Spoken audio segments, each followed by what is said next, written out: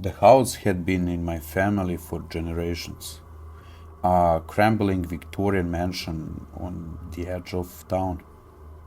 I became it after my father passed, a hollow gift after years of strained silence between us. I hadn't set foot in it since I was a teenager. Back then, the house had unsettled me. Its dark hallways and creaking floors always feeling a little too alive. Now, as an adult, I told myself it was just a collection of wood and stone, nothing more. I arrived late one cold afternoon, armed with boxes and a checklist. I had no sentimental attachment to the place, only a determination to sort through decades of clutter and put it on the market as quickly as possible. As I stepped inside, the air hit me stale, thick with mildew, and something sweeter that I couldn't place. I took a deep breath and closed the door behind me. Dust hung in the faint light streaming through the stained glass windows. And the house creaked around me as though it was groaning awake. I wandered through the rooms, each step threading up a flood of memories.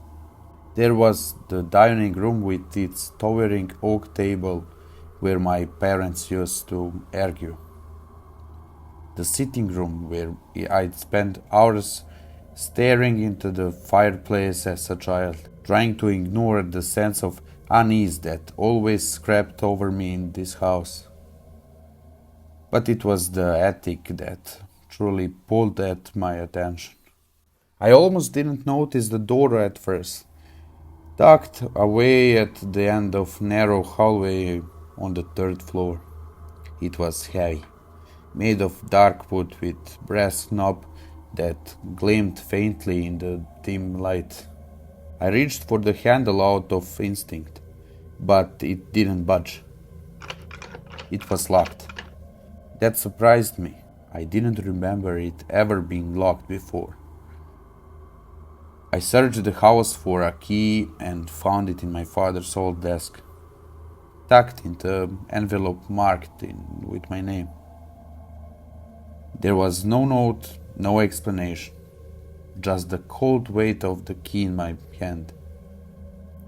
The door resisted at first, but with a groan of old hinds, it swung open.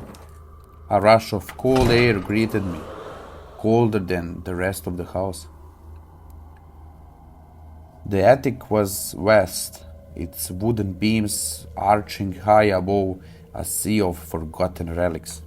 Trunks were piled on top of one another, wrapped in yellowing sheets. A rocking chair sat in the corner, still and dusty. The air was heavy with the scent of aged decay and mothballs mixed with a faint metallic tang. As I wandered through the clutter, something caught my eye in the far corner of the room. It was tall, leaning against the wall, a mirror. The frame was ornate, carved with intricate floral patterns that had darkened over time. The glass was cloudy with age, reflecting only a warped and fragmented image of the room. I stood before it, drowned in my inexplicable pull. I didn't realize how close I'd gotten until my breath fogged the surface.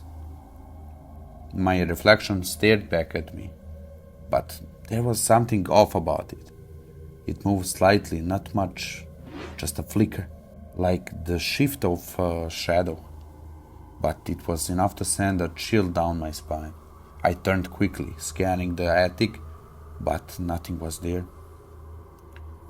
When I looked back, my reflection smiled. but I didn't. I stumbled backward, my heart pounding. For a moment, the smile lingered on my reflection's face.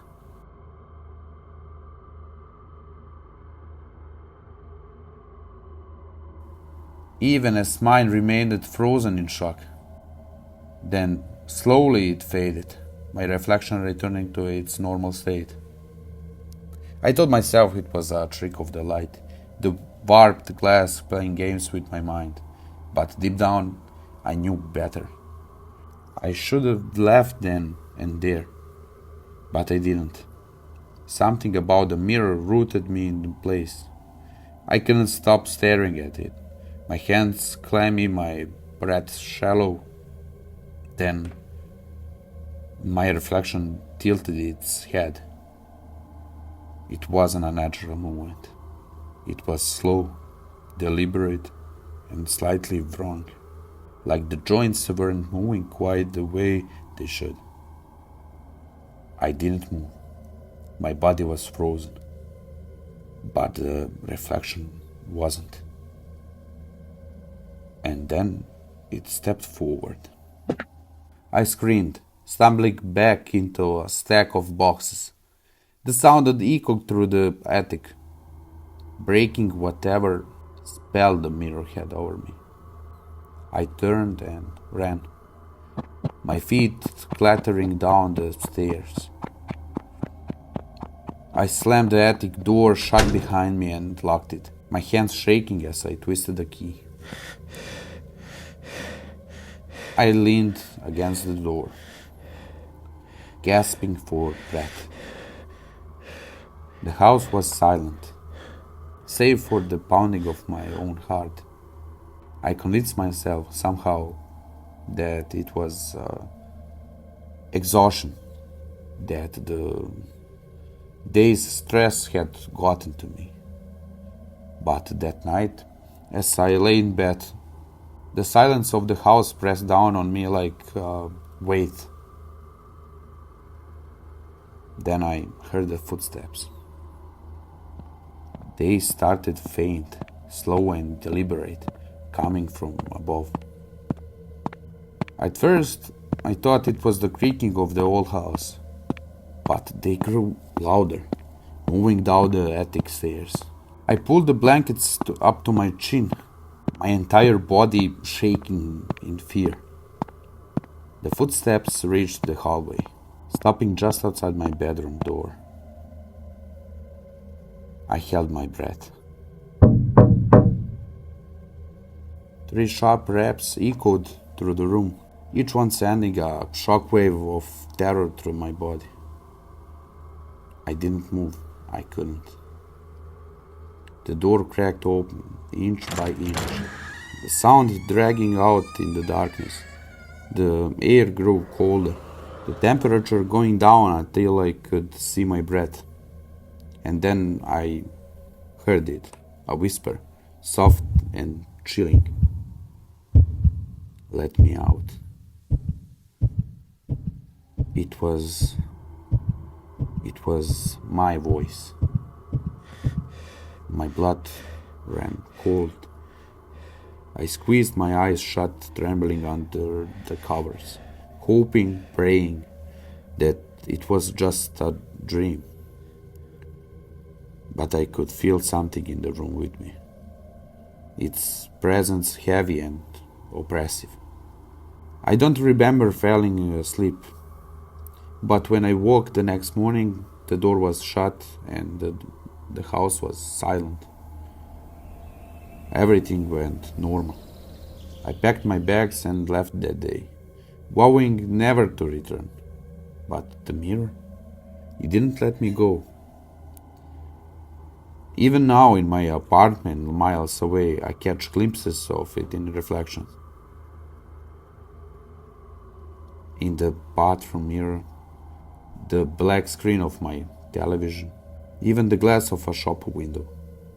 And every time, my reflection is smiling.